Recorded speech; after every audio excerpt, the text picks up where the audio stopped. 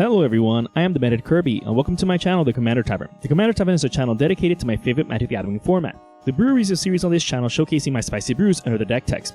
On this episode of The Brewery, I'll be discussing my take on Obosh the Preypiercer that takes advantage of a card from the just recently spoiled Strixhaven set. If you like this card or any of the cards I'll be mentioning throughout the video, please consider using my TCG Player affiliate link when purchasing those cards. You can find that link down in the description. It'll really help out the channel. The best way you can help support the channel is through my Patreon. For just $1, patrons get early access to certain videos on YouTube. In fact, patrons got a chance to see this video earlier. You can also support my channel for free by simply liking, subscribing, and sharing, which also helps out a lot. You can find all pertinent links down in the description. Alright, let's get back to the episode. Obosh is a 3/5 Hellion Horror with Companion for 3 generic and 2 black-red hybrid.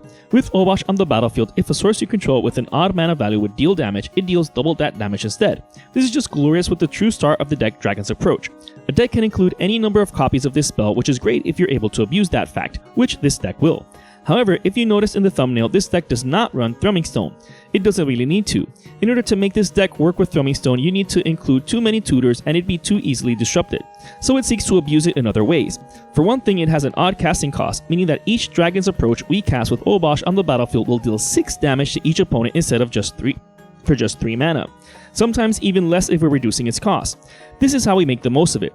Thanks to how the deck's designed, we only really need about 18 copies of Dragon's Approach, which allows for way more slots than if we ran Thrumming Stone.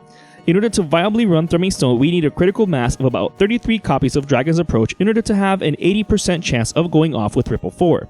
That just wasn't working, even excluding the fact that we need a ton of tutors for Thrumming Stone, which isn't easy to protect in a black-red deck like this one. So how do we make the most of Dragon's Approach? For one thing, it's not that expensive to cast, so we could just cast them whenever we draw into them if we don't have anything else we need to cast first. That way we can start burning away at the table's life points from early on. But let's do that faster, yeah? Pyromancer's Ascension was nonsensical in Commander until now. After a copy of Dragon's Approach is in our graveyard, casting 2 other copies will put enough quest counters on the Ascension for it to start doubling our Dragon's Approach spells. That means we get 2 for the price of 1. With Obosh out, we're dealing 12 damage total for each initial Dragon's Approach card we cast. With this setup, we only need to cast maybe 3 more until we burn the table. We can also get more bang for our buck with Harness the Storm, another card that used to be nonsensical in Commander. Although we have to pay to recast a Dragon's Approach from the graveyard, it helps us not run out of steam. This gives us the opportunity of being able to recast a copy when we're casting another one. So if we're low on copies of Dragon's Approach, we can cast 2 at once. However, we're not really going to run out of copies thanks to Secret Salvage. This card is the all-star of the deck for obvious reasons. As long as we have but 1 copy in the graveyard, we're able to get all the other ones from our library into our hand. This might seem like we'll need infinite mana to cast them all, but not necessarily. It might also seem like overkill since we might have to discard down to 7 at the end of the turn. However, even though the deck is running Thought Vessel and Reliquary Tower to prevent this, 2 cards that work just fine in the deck anyways, especially with Necropotence, which is obviously in the deck to avoid running out of steam. Yes, we get the cards in our hand at the end of the turn, but it bypasses Hull Breacher and we have a handful of burn ready for our next turn. Just be careful with discarding anything with Necropotence on the battlefield. In any case, it's fine if we have to discard all of those copies we just tutored for with Secret Salvage, since overloading Mizzix's Mastery will have us exile all of them and cast those copies of them for free. So for just 8 mana, we can finish off our opponents in one fell swoop, casting all of those copies from the graveyard.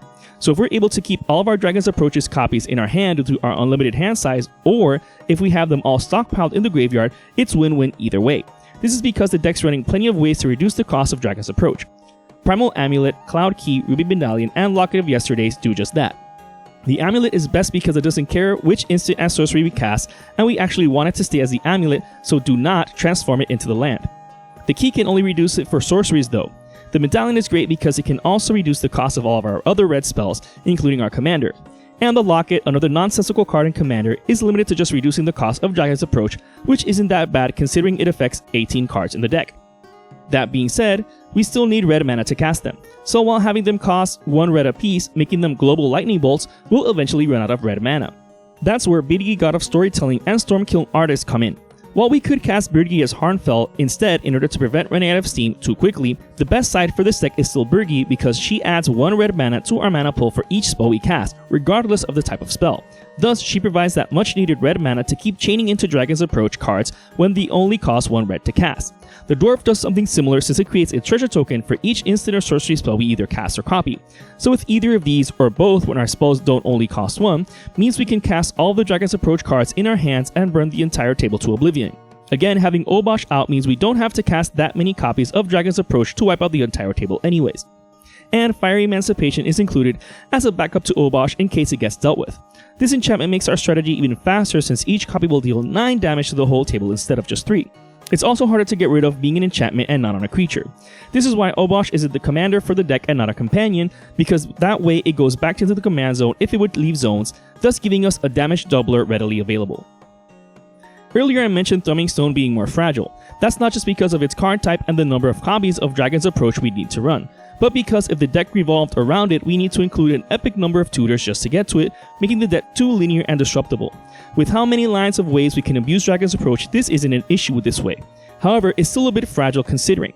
That being said, Secret Salvage, the best card of the deck, is easier to protect in black-red than Thrumming Stone is thanks to Boseiju, who shelters all. If we cast the Salvage with Boseiju's mana, it can't be countered. So when playing in a pod with blue mages, keep that in mind.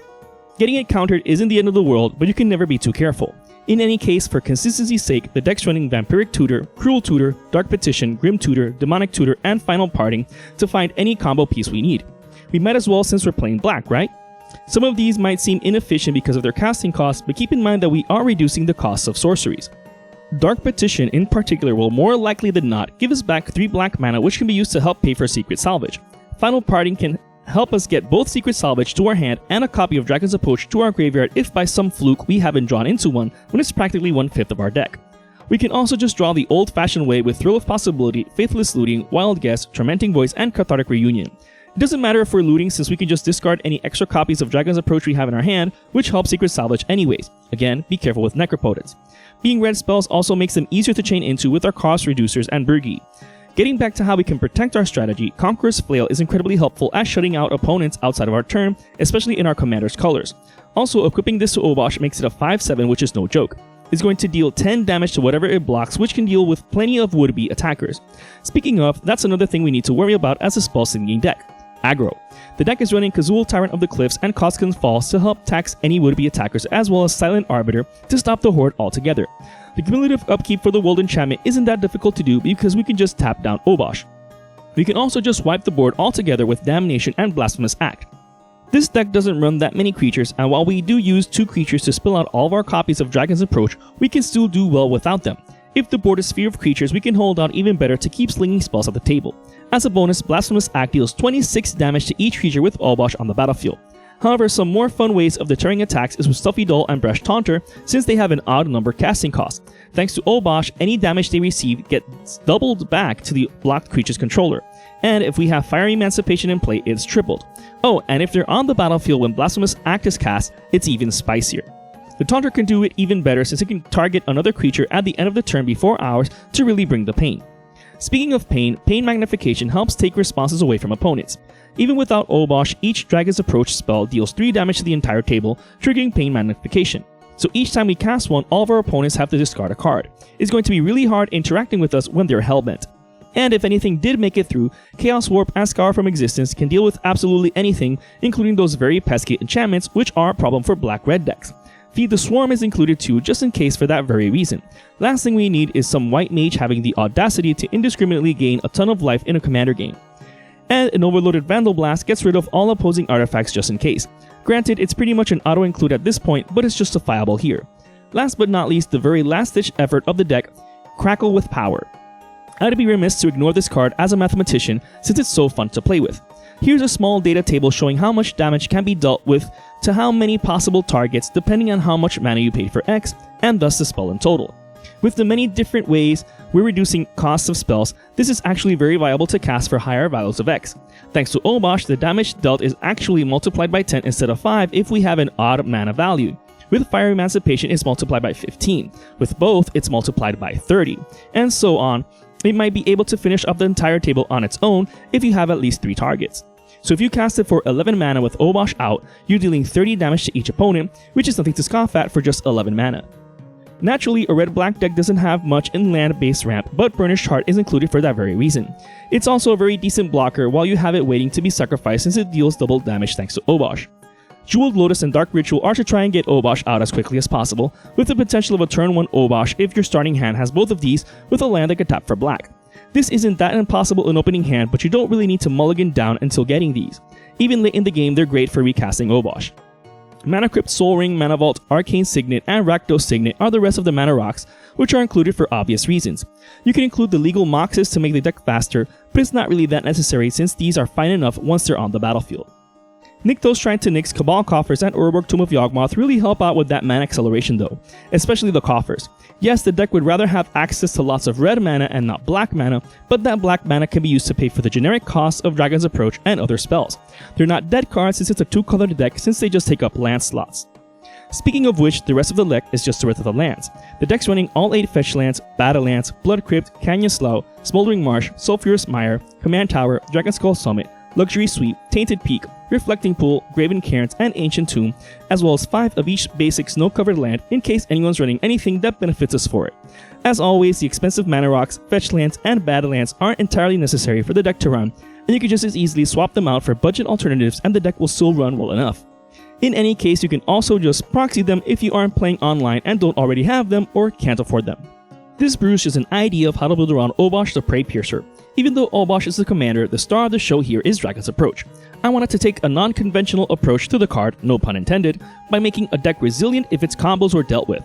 Casting a 3-mana spell that can burn the entire table for 6 damage is nothing to scoff at, especially when the chances of drawing into one is 1 out of 5. That being said, while the deck heavily supports this card, it can still do a lot of other things and take different paths to keep your opponents on their toes, since having different avenues of victories and plan Bs and Cs is always ideal. In any case, you hopefully got an interesting take on how to build a deck around Dragon's Approach that's a bit off the beaten path. If you're interested in the deck list of this spicy brew of mine, you can find a link to it down in the description. I would like to thank all my patrons for supporting me, and a quick shout out to all my higher tier patrons, the Brewers, for their patronage. I'd also like to thank anyone using my TCG Player affiliate link, that also helps out the channel. And to everyone, thanks for watching this episode of The Brewery on the Commander Tavern. I am the Method Kirby, and happy brewing.